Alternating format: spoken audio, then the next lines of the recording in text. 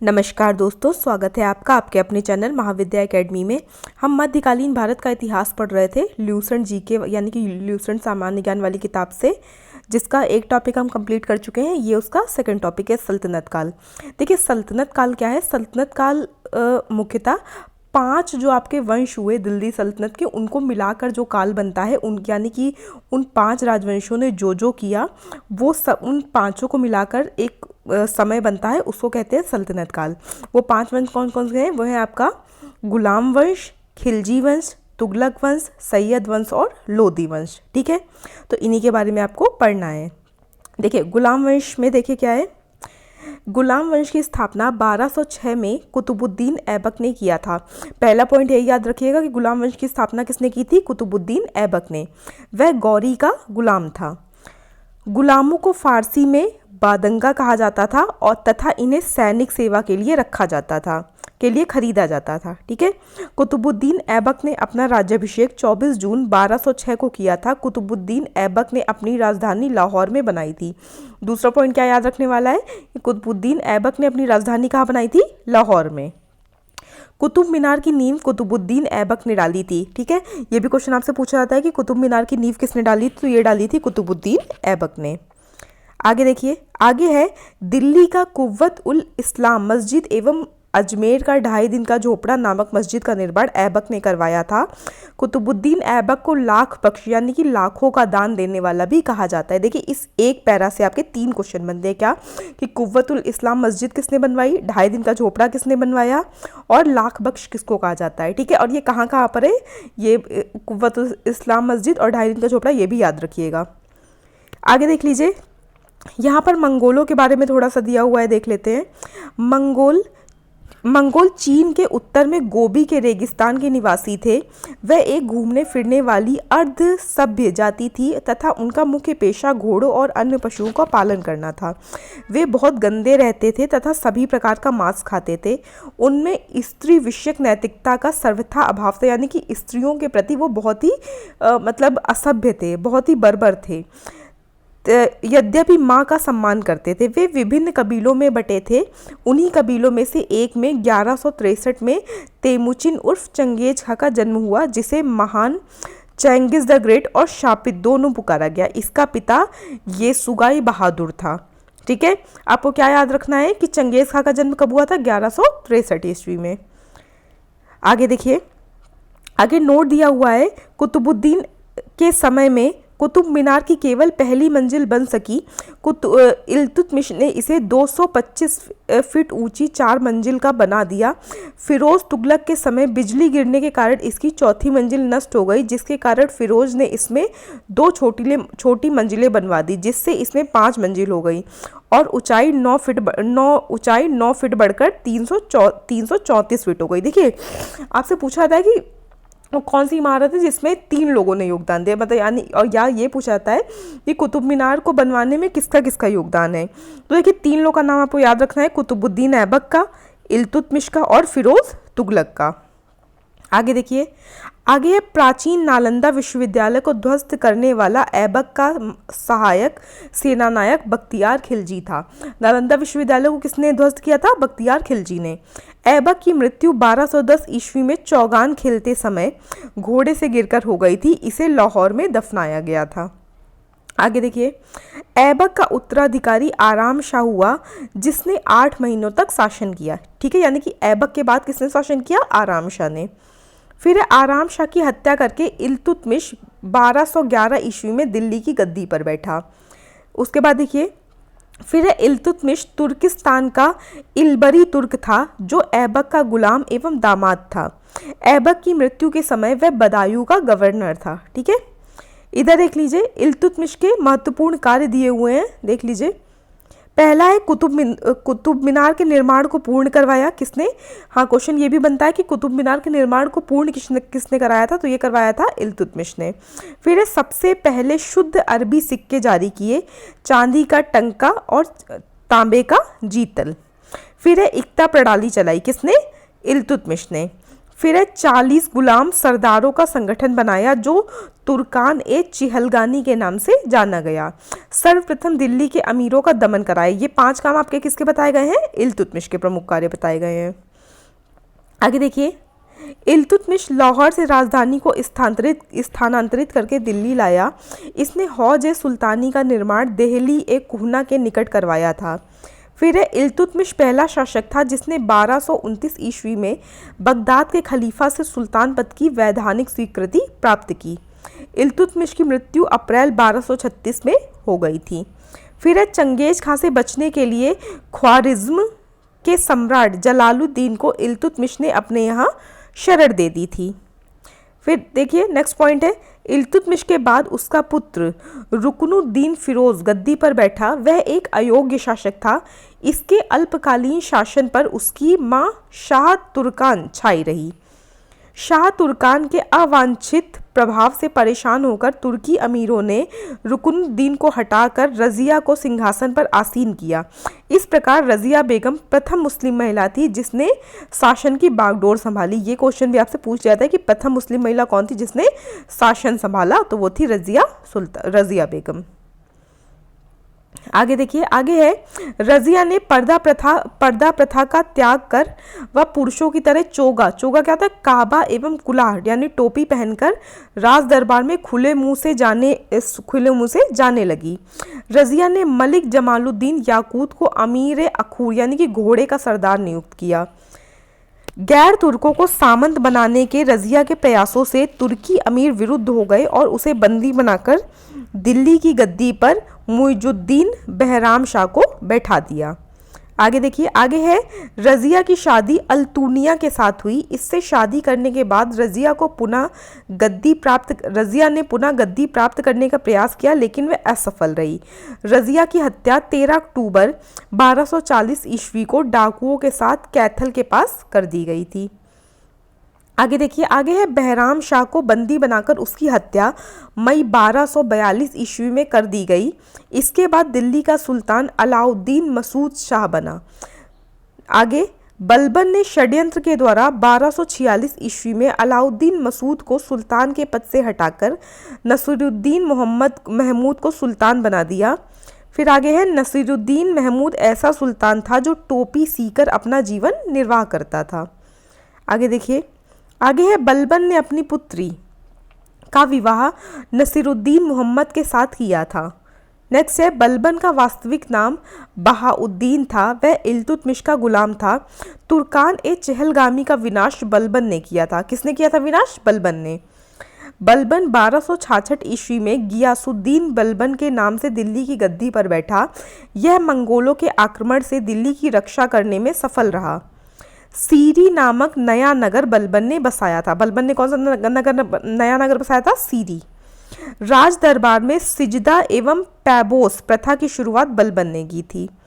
आगे देखिए, आगे है बलबन ने फारसी रीति रिवाज पर आधारित नवरोज यानी कि फारसी साल का पहला दिन उत्सव को प्रारंभ करवाया था। बहुत बार क्वेश्चन पूछा था कि नवरोज किसने शुरू करवाया था, तो ये शुरू करवाया था बलबन ने। अपने विरोधियों के प्रति बलबन ने कठोर लौह एवं रक्त की नीति का पालन किया। ये आपसे लौह एवं रक्त की नीति काफी बार पूछी जाती है। आगे देखिए, आगे है नसीरुद्दीन महमूद ने बलबन को उलूग खां की उपाधि दी। पूछ लिया जाता है कि बलबन को उलूग खां की उपाधि किसने दी? नसीरुद्दीन महमूद ने। फिर देखिए आगे है बलबन आखेट अभियान के बहाने अपनी सेना को लंबी दूरी तक कवायद कराकर दुरुस्त रखता था।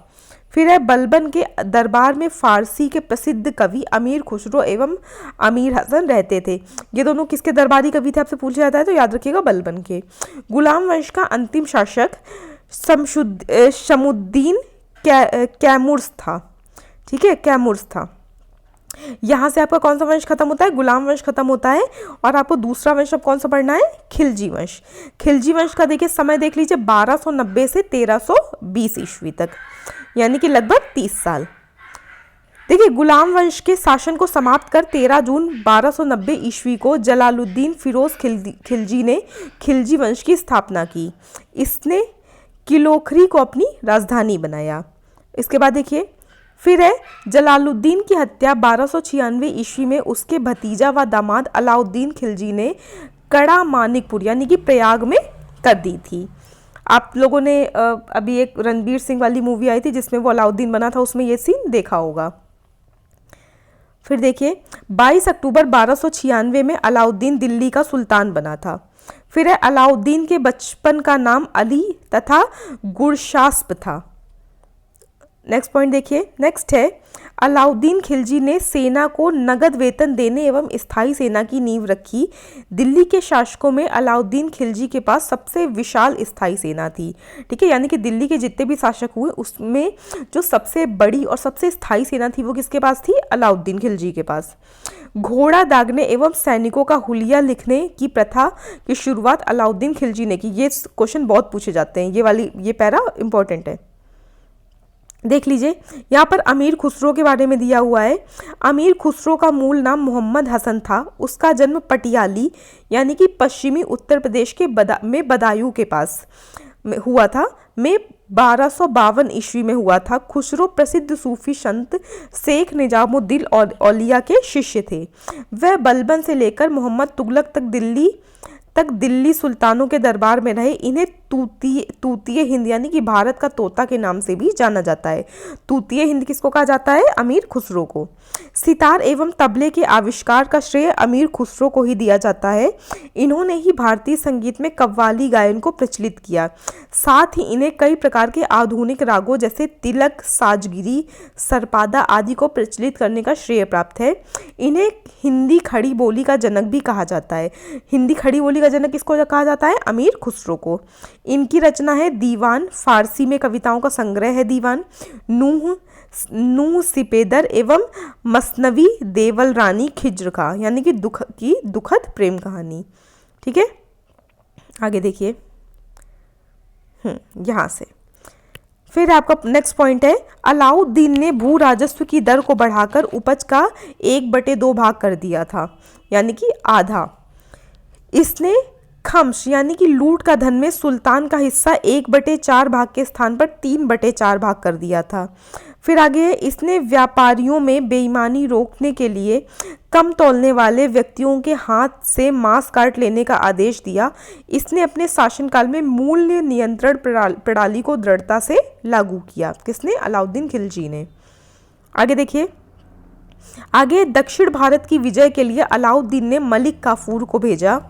फिर आपका जमैयत खाना मस्जिद, अलाई दरवाजा, सीरी का किला व 1000 खंबा महल का निर्माण अलाउद्दीन खिलजी ने करवाया था। ये वो इमारतें हैं जिसका निर्माण अलाउद्दीन खिलजी ने करवाया था, याद रखिएगा। आगे देखिए, आगे है अलाई दरवाज़ा को इस्लामी वास्तुकला का रत्न कहा जाता है। इस्लामी वास्तुकला का रत्न किसे कहा जाता है? अलाई दरवाज़ा को। फिर है दैवी अधिकार के सिद्धांत को अलाउद्दीन ने चलाया था। सिकंदर ए सानी की उपाधि से स्वयं को अलाउद्दीन खिलजी ने विभूषित किया था। किस उपाधि से? सिकंदर ए सानी की उपाधि से। फिर है अलाउद्दीन ने मलिक याकूब को दीवान ए रियासत नियुक्त किया था। अलाउद्दीन द्वारा नियुक्त परवाना नवीस नामक अधिकारी वस्तुओं की परमिट जारी करता था। इधर आपका एक ये देख लीजिए नोट दिया हुआ है। बाजार नियंत्रण करने के लिए अलाउद्दीन खिलजी द्वारा बनाए जाने वाले नवीन पद क्रमानुसार दीवान ए सियासत, यह व्यापारियों पर नियंत्रण रखता था। यह बाजार नियंत्रण की पूरी व्यवस्था का संचालन करता था। शहना ए मंडी क्या है? देख लीजिए, प्रत्येक बाजार में बाजार का जो अधीक्षक होता था उसको क्या कहते हैं? शहना ए मंडी कहते हैं। बरीद क्या है? बाजार के अंदर घूमकर बाजार का नियंत्रण करने वाला कौन है? बरीद है। मुन्हियान व गुप्तचर गुप्त सूचना प्राप्त करते थे ये। आगे देखिए, आगे शहना ए मंडी, यहाँ खाद्यान्नों को बिक्री हेतु लाया जाता था। ठीक है, शहना ए मंडी क्या है? यहाँ पर बिक्री हेतु सामान को लाया जाता था। सराय ए अदल, यहाँ वस्त्र, शक्कर, जड़ी बूटी, मेवा, दीपक का तेल एवं अन्य निर्मित वस्तुएं बिकने के लिए आती थीं। नेक्स्ट पॉइंट है अलाउद्दीन खिलजी की आर्थिक नीति की व्यापक जानकारी जियाउद्दीन बर्नी की कृति तारीख़ फिरोजशाही से मिलती है। फिर है खजाइनुल फतूह अमीर खुसरो, रिहला इब्न बतूता एवं फुतुहस लातीन इसामी की कृति है। नेक्स्ट पॉइंट देखिए, नेक्स्ट है आपका मूल्य नियंत्रण को सफल बनाने में मुहतसिब यानी कि सेंसर एवं नाजीर नाप तौल अधिकारी की महत्वपूर्ण भूमिका थी। राजस्व सुधारों के अंतर्गत अलाउद्दीन ने सर्वप्रथम मिल्क इनाम एवं वक्फ के अंतर्गत दी गई भूमि को वापस लेकर उसे खालसा भूमि में बदल दिया था। नेक्स्ट पॉइंट है, अलाउद्दीन खिलजी के द्वारा लगाए जाने वाले दो नवीन कर थे, चराई कर और गड़ी कर। ये आपसे पूछ लिया था कि अलाउद्दीन ने दो नए कर कौन से लगाए थे, तो एक लगाया था चराई कर। चराई कर क्या होता है, दुधारू पशुओं पर लगाया जाता था, और गड़ी कर क्या होता है, घरों एवं झोपड़ियों पर लगाया जाता था। याद रखिएगा, चराई कर और गड़ी कर। फिर है अलाउद्दीन खिलजी के शासनकाल में 1297 से 1306 ईस्वी तक मंगोलों के 6 आक्रमण हुए।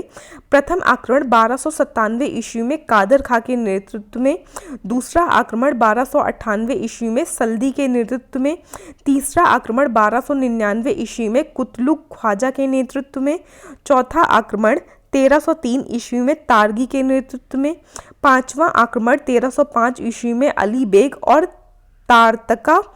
तारताक के नेतृत्व में, एवं छठा आक्रमण 1306 ईस्वी में कबक एवं इकबाल मंद के नेतृत्व में हुआ था। अलाउद्दीन खिलजी की मृत्यु 5 जनवरी 1316 ईस्वी को हो गई थी। मोस्ट इंपॉर्टेंट है, याद रखिएगा। अलाउद्दीन खिलजी की मृत्यु कब हुई थी, 5 जनवरी 1316 ईस्वी को।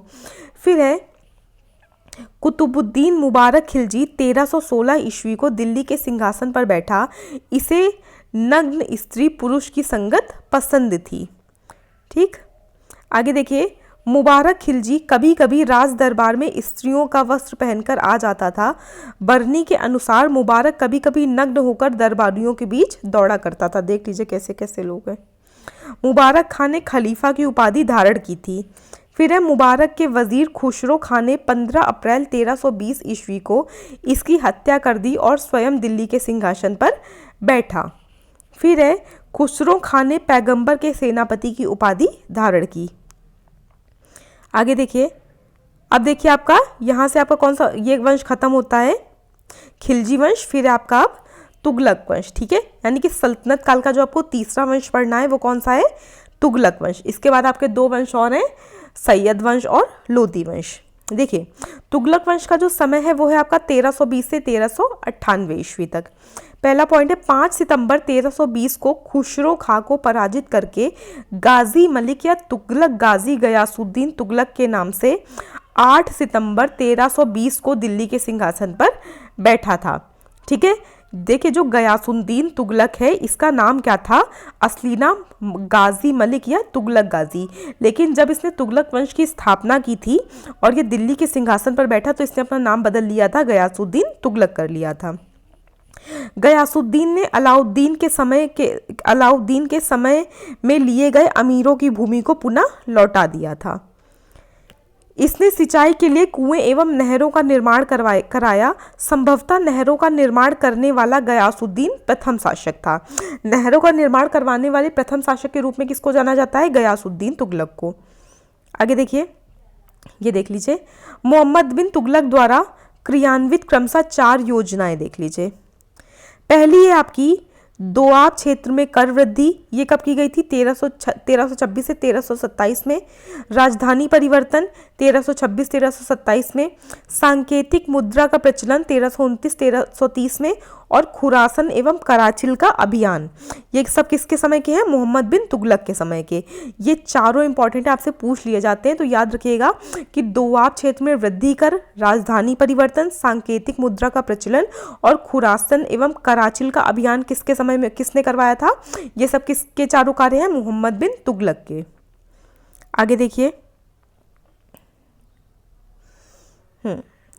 आगे देखिए, गयासुद्दीन तुगलक ने दिल्ली के समीप स्थित पहाड़ियों पर तुगलकाबाद नामक का एक नया नगर स्थापित किया। रोमन शैली में निर्मित इस नगर में एक दुर्ग का निर्माण भी हुआ। इस दुर्ग को 56 कोट के नाम से भी जाना जाता है। सॉरी। नेक्स्ट देखिए, गयासुद्दीन तुगलक की मृत्यु 1325 ईस्वी में बंगाल के अभियान से लौटते समय जूना खां द्वारा निर्मित लकड़ी के महल में दबकर हो गई। नेक्स्ट पॉइंट है, गयासुद्दीन के बाद उलूग खां या जूना खां मोहम्मद बिन तुगलक के नाम से 1325 ईस्वी में दिल्ली के सिंहासन पर बैठा। आगे देखिए, आगे है, मध्यकालीन सभी सुल्तानों में मोहम्मद तुगलक सर्वाधिक शिक्षित, विद्वान एवं योग्य व्यक्ति था।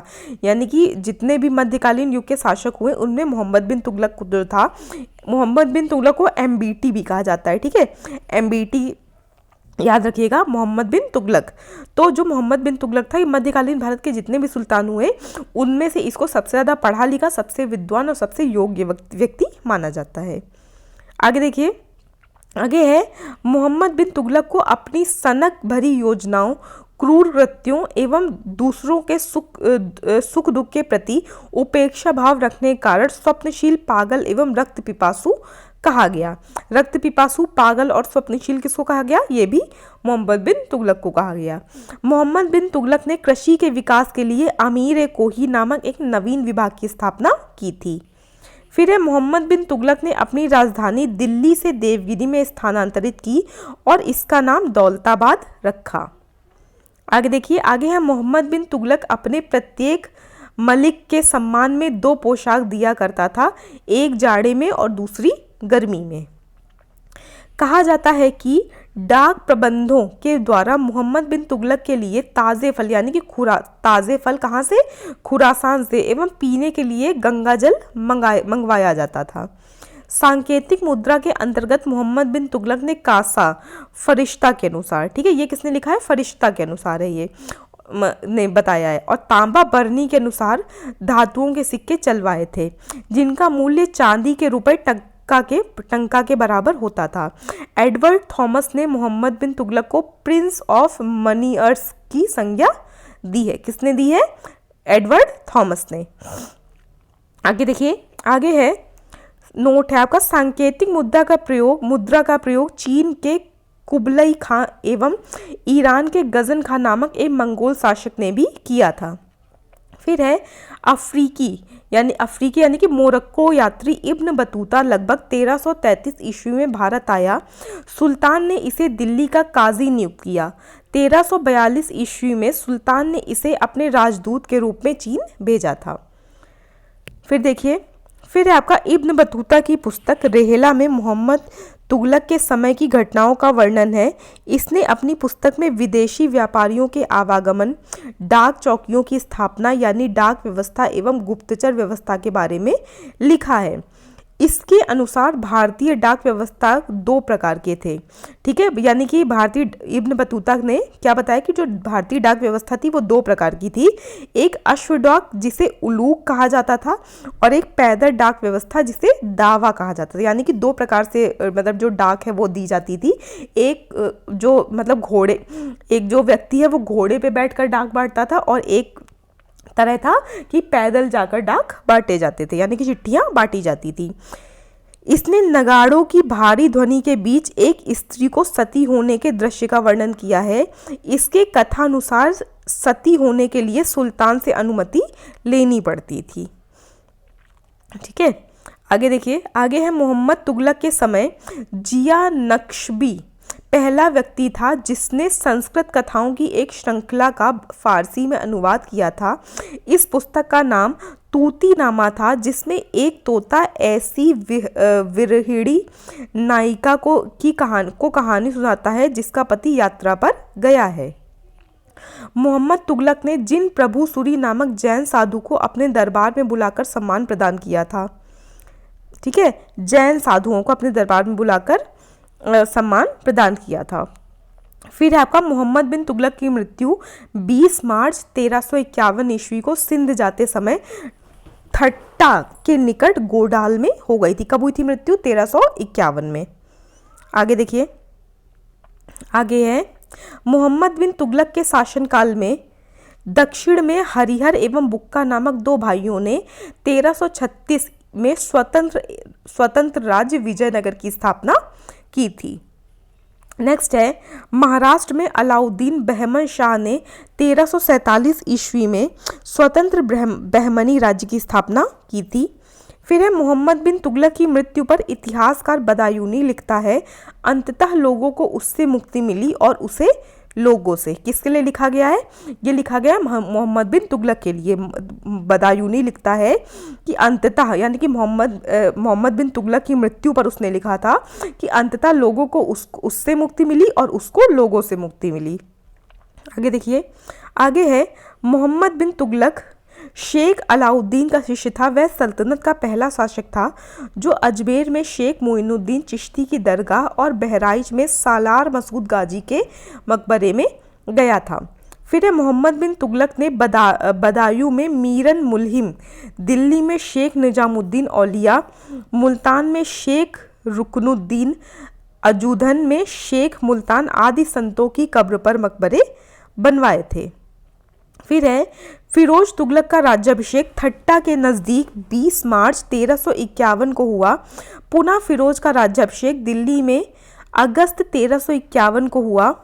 खलीफा के द्वारा इसे कासिम अमीर उल मोमिन की उपाधि दी गई थी। नेक्स्ट पॉइंट है राजस्व व्यवस्था के अंतर्गत फिरोज ने अपने शासनकाल में 24 कष्टदायक करों को समाप्त कर केवल 4 कर, ठीक है, यानी कि 24 करों को समाप्त कर दिया इसने। केवल 4 कर कौन से? खराज यानी कि लगान, खुम्स यानी कि युद्ध में लूट का माल, जजिया एवं जकात को वसूल करने का आदेश दिया था।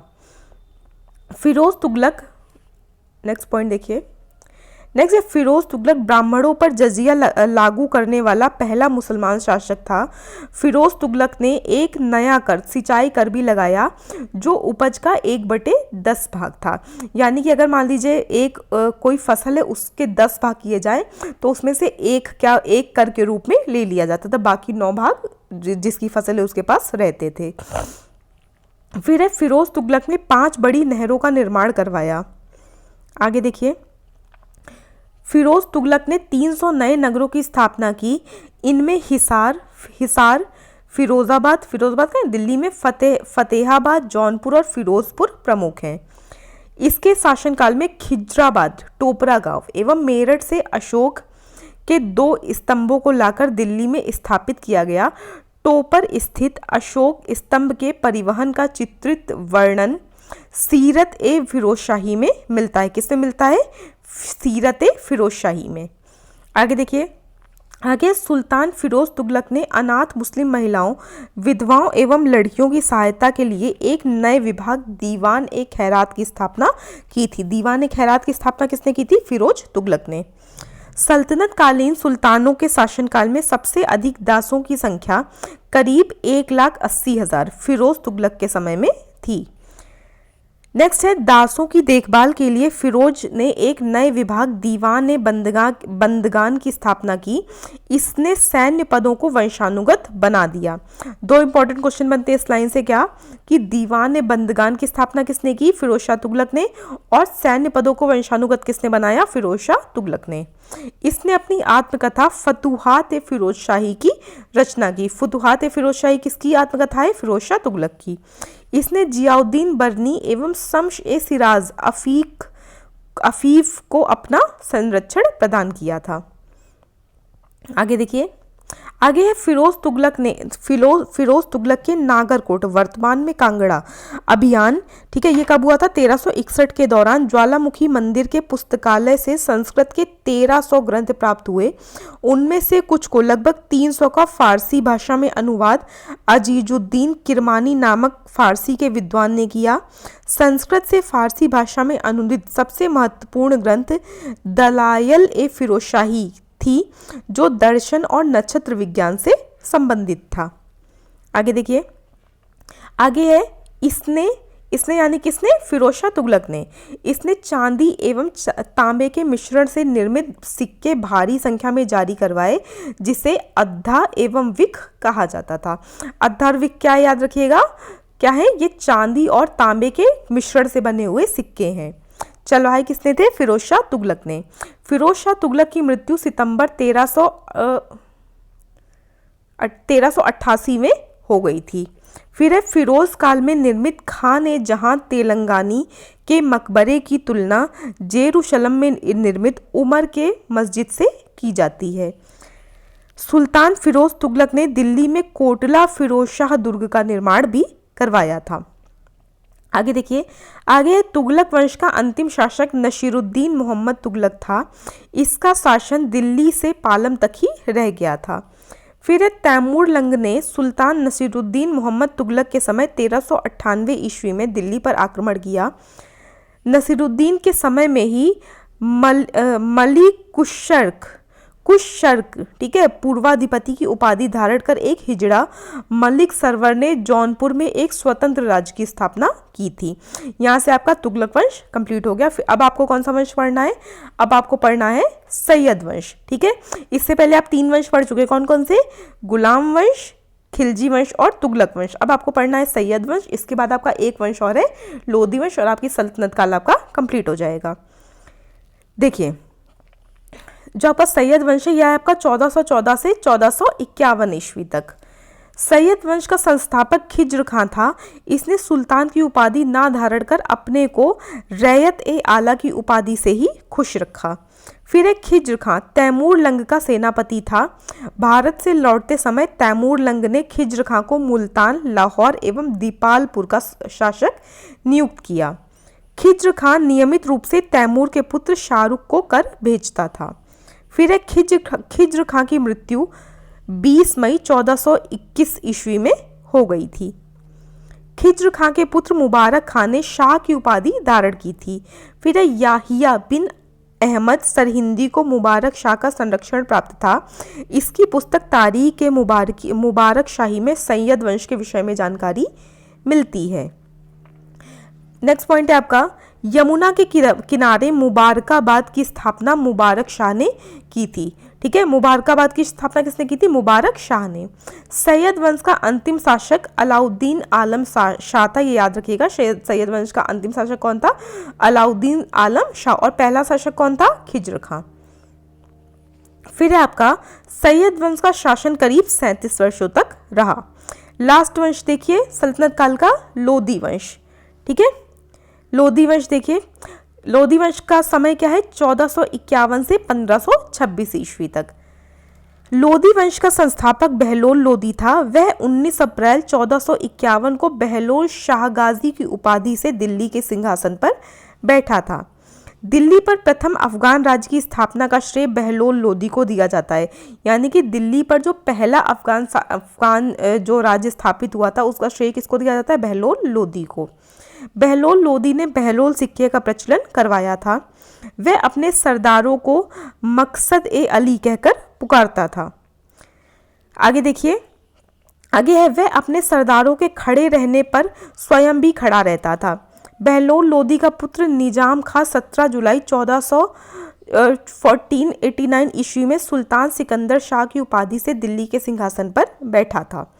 1504 ईस्वी में सिकंदर लोधी ने आगरा शहर की स्थापना की थी।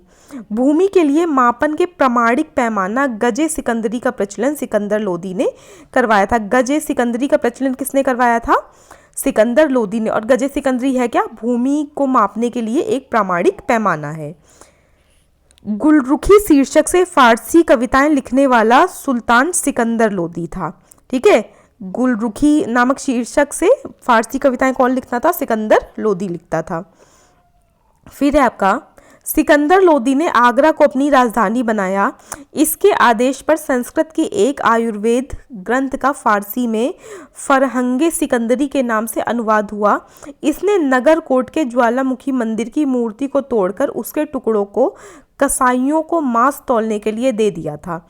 इसने मुसलमानों को ताजिया निकालने एवं मुसलमान स्त्रियों को पीरों एवं संतों के मजार पर जाने पर प्रतिबंध लगा दिया था। फिर आपका गले की बीमारी के कारण सिकंदर लोधी की मृत्यु 21 नवंबर 1517 ईस्वी को हो गई थी। इसी दिन इसका पुत्र इब्राहिम शाह की उपाधि से आगरा के सिंहासन पर बैठा था। आगे देखिए, आगे है संभवतया दिल्ली के सुल्तानों में सिकंदर लोधी प्रथम सुल्तान था जो हिंदुओं के त्योहारों मुख्यतया होली में भाग लेता था। आगे देखिए, नोट दिया हुआ है आपका, दिल्ली की मोट मस्जिद सिकंदर लोदी के प्रधानमंत्री यानी कि वजीर उस समय कहा जाता था, वजीर मियाँ भोइया ने 1505 ईस्वी में बनवाई थी। मोट मंदिर किसने बनवाई थी? मियाँ भोइया ने। नेक्स्ट है आपका 21 अप्रैल 1526 ईस्वी को पानीपत के प्रथम युद्ध में इब्राहिम लोदी बाबर से हार गया था। इस युद्ध में वो मारा गया था। देखिए इसी से 1556 के बाद से क्या माना जाता है? भारत में मुगल वंश का शासन माना जाता है। फिर है बाबर को भारत पर आक्रमण के लिए निमंत्रण पंजाब के शासक दौलत खां लोदी एवं इब्राहिम लोदी के चाचा आलम खां ने दिया था। आगे देख लीजिए, यहाँ से आपके पांचों वंश कंप्लीट हो गए। अब कुल मिला के जो सल्तनत काल है उसकी शासन व्यवस्था देख लीजिए। सल्तनत कालीन शासन व्यवस्था, केंद्रीय प्रशासन का मुखिया होता था सुल्तान। ठीक है, बलबन एवं अलाउद्दीन के समय अमीर प्रभावहीन हो गए थे। अमीरों का महत्व चरमोत्कर्ष पर था लोदी वंश के शासनकाल में, यानी कि अमीरों का जो महत्व था वो सबसे अधिक कब था? लोदी वंश के शासनकाल में था। फिर आपका सल्तनत काल में मंत्री परिषद को मजलिस ए खलवत कहा जाता था। ये सबसे इंपॉर्टेंट है, ठीक है, ये याद रखिएगा सब। मजलिस ए खास में मजलिस ए खलवत की बैठक होती थी। बार ए खास, इसमें सुल्तान सभी दरबारी खानों, अमीरों, मालिकों एवं अन्य रईसों को बुलाता था। आगे देखिए, आगे है बार ए आजम। बार ए आजम क्या है? सुल्तान राजकीय कार्यों का अधिकांश भाग पूरा करता था। सल्तनत काल में दीवाने रियासत धार्मिक मामलों, पवित्र स्थानों तथा योग्य विद्वानों और धर्मपरायण लोगों को वजीफा देता था। इसका अध्यक्ष प्रमुख सदर होता था जो साधारणतया प्रधान काजी होता था। यह न्याय विभाग का भी अध्यक्ष होता था। फिर है दीवाने ऐशा नामक विभाग राज्य के पत्राचार से संबंध रखता था। फिर आपका साम्राज्य के विभिन्न भागों में चल रही गतिविधियों की पूर्ण जानकारी के लिए दूतों की नियुक्ति की जाती थी। ये दूत बरीद कहलाते थे। शासक के सबसे ज्यादा विश्वास पात्र लोग ही मुख्य बरीद के पद पर नियुक्त किए जाते थे। आगे देखिए, आगे है मंत्री एवं उससे संबंधित विभाग। ये देख लीजिए, मंत्री और उनसे संबंधित विभाग देख लीजिए। एक तरफ मंत्री दिए हैं, एक तरफ उनसे संबंधित विभाग दिए हैं। वजीर यानी कि प्रधानमंत्री राजस्व विभाग का प्रमुख होता था। फिर आपका मुशरिफ ए मुमालिक यानी कि महालेखाकार, ये प्रांतों एवं अन्य विभागों से प्राप्त आय एवं व्यय का लेखा जोखा रखता था। फिर आपका मजमुआदर, ठीक है, मजमुआदर। फिर ये क्या है? उधार दिए गए धन का हिसाब रखना। खजीन कोषाध्यक्ष होता था ये। आरिज ए मुमालिक दीवान ए अर्ज अथवा अन्य सैन्य विभाग का प्रमुख होता था। सद्र उर्स सुदूर, ये धर्म विभाग एवं दान विभाग का प्रमुख होता था। आगे देखिए, आगे है काजी उल कजात, ये सुल्तान के बाद न्याय का सर्वोच्च अधिकारी होता था। बारीद ए मुमालिक गुप्तचर विभाग का प्रमुख अधिकारी होता था। वकील ए दर्ज सुल्तान की व्यक्तिगत सेवाओं की देखभाल करता था। दीवान ए खैरात दान विभाग से संबंधित है। दीवान ए बंदगान दास विभाग से संबंधित है ये। और दीवान ए इस्तिहाक ये पेंशन विभाग से संबंधित है। आगे देख लीजिए, आगे है विभाग और उनको बनाने वाला सुल्तान, यानी कि ये जो मतलब नया विभाग है ये कौन से सुल्तान ने बनवाया था। देखिए, दीवान ने मुस्तखराज यानी कि वित्त विभाग बनवाया था अलाउद्दीन खिलजी ने। दीवाने कोही यानी कि कृषि विभाग बनाया था आपका मोहम्मद बिन तुगलक ने। दीवाने अर्ज यानी कि सैन्य विभाग बनवाया था आपका बलबन ने। दीवाने बंदगान ये बनवाया था फिरोज शाह तुगलक ने। दीवाने खैरात ये बनवाया था फिरोज शाह तुगलक ने। दीवाने इस्तिहाक ये भी बनवाया था आपका फिरोज शाह तुगलक ने। आगे देखिए, लोक निर्माण विभाग की स्थापना फिरोज तुगलक ने की थी। यह विभाग नहरों तथा सार्वजनिक भवनों का निर्माण करता था। नेक्स्ट पॉइंट देखिए, सल्तनत अनेक प्रांतों में बटा हुआ था जिसे इक्ता या सूबा कहा जाता था। यहाँ का शासन नायब या वली या मुफ्ती द्वारा होता था। फिर आपका इक्ताओं को शिकों यानी कि जिलों में विभाजित किया जाता था, जहाँ का प्रमुख अधिकारी शिकदार होता था जो एक सैनिक अधिकारी था। आगे देख लीजिए, राजस्व व्यवस्था यानी कि कर व्यवस्था, टैक्स सिस्टम। उश्र क्या है? मुसलमानों से लिया जाने वाला भूमि कर है। खराज क्या है? गैर मुसलमानों से लिया जाने वाला भूमि कर। जकात क्या होता है? मुसलमानों पर धार्मिक कर यानी कि संपत्ति का 40वां हिस्सा। फिर है आपका जजिया यानी कि गैर मुसलमानों पर धार्मिक कर। उसके बाद लिख लीजिए, नोट है आपका, नोट में क्या है? खम्स। खम्स क्या है? यह लूटे हुए धन, खानों एवं भूमि में गड़े हुए खजानों से प्राप्त संपत्ति का 1/5 भाग था जिस पर सुल्तान का अधिकार था, तथा शेष 4/5 भाग पर उसके सैनिकों अथवा खजाने को प्राप्त करने वाले व्यक्ति का अधिकार होता था। परंतु फिरोज तुगलक को छोड़कर अन्य सभी शासकों ने 4/5 हिस्सा स्वयं अपने लिए रखा। सुल्तान सिकंदर लोदी ने गड़े हुए खजाने में से कोई हिस्सा नहीं लिया था। आगे देखिए, आगे है, शिकों को परगनों में विभाजित किया गया था। आमिल परगने का मुख्य अधिकारी था और मुशरिफ लगान को निश्चित करने वाला अधिकारी था। फिर है, एक शहर या 100 गांवों के शासन की देखरेख अमीर ए सदा नामक अधिकारी करता था। प्रशासन की सबसे छोटी इकाई ग्राम होता था। ये आप कई बार पढ़ चुके कि प्रशासन ये, लेकिन सल्तनत काल में भी क्या है, प्रशासन है उसकी सबसे छोटी इकाई क्या होती थी? ग्राम होती थी। ग्राम में सबसे अधिक प्रभावशाली लोग यानी कि जो गांव के जो सबसे प्रभावशाली लोग हैं उनको खुद यानी कि छोटे जमींदार और मुकद्दम, ठीक है, मुखिया होते थे। ग्राम का एक पटवारी होता था। फिर है आपका, सुल्तान की स्थायी सेना को खासखेल नाम दिया गया था। मंगोल सेना के वर्गीकरण की दशमलव प्रणाली को सल्तनत कालीन सैन्य व्यवस्था का आधार बनाया गया था। यानी कि सल्तनत कालीन सैन्य व्यवस्था का आधार क्या था? मंगोलों की दशमलव प्रणाली। फिर आपका, सल्तनत काल में बारूद की सहायता से गोला फेंकने वाली मशीन को मंगलिक तथा अर्राद कहा जाता था। यहाँ पर कुछ आपके माप दिए हुए हैं, देख लीजिए। 10 अश्वरोही एक सरे खेल, 10 सरे खेल यानी कि, ठीक है, देखिए एक अश्वरोही बराबर होता था 10 सरे खेल के। 10 सरे खेल बराबर होते थे एक सिपह सालार के। 10 सिपह सालार बराबर होते थे एक अमीर के। 10 अमीर बराबर होते थे एक मलिक के। और 10 मलिक बराबर होते थे एक खान के। यानी कि सबसे बड़ा क्या हुआ? सबसे बड़ा हुआ खान।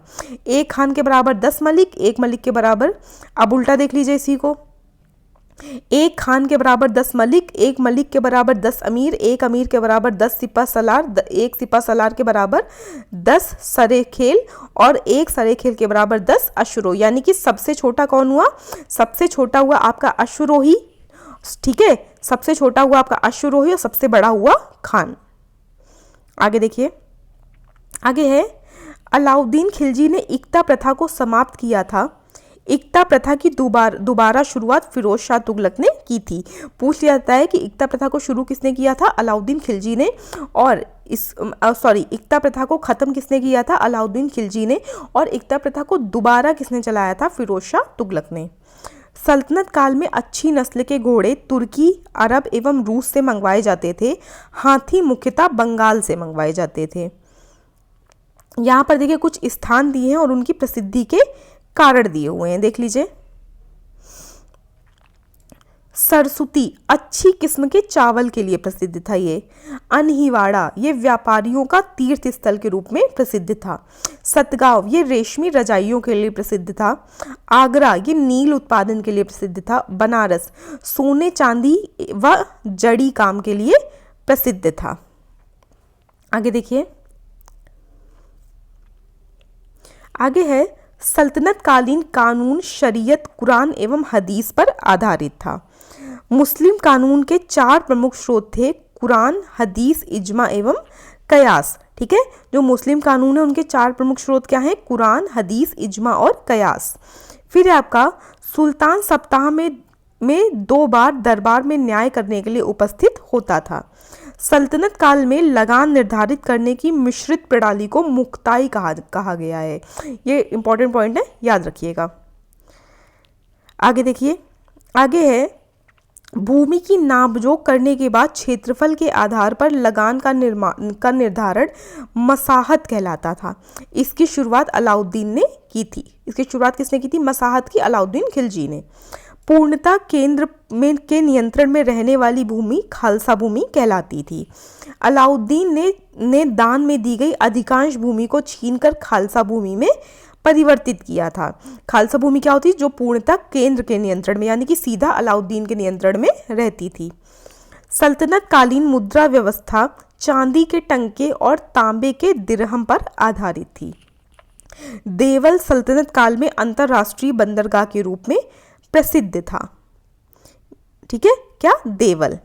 यहाँ से आपका देखिए, यहाँ से आपका दूसरा टॉपिक यानी कि विजयनगर साम्राज्य स्टार्ट हो गया। ये हम नेक्स्ट वीडियो में देखेंगे।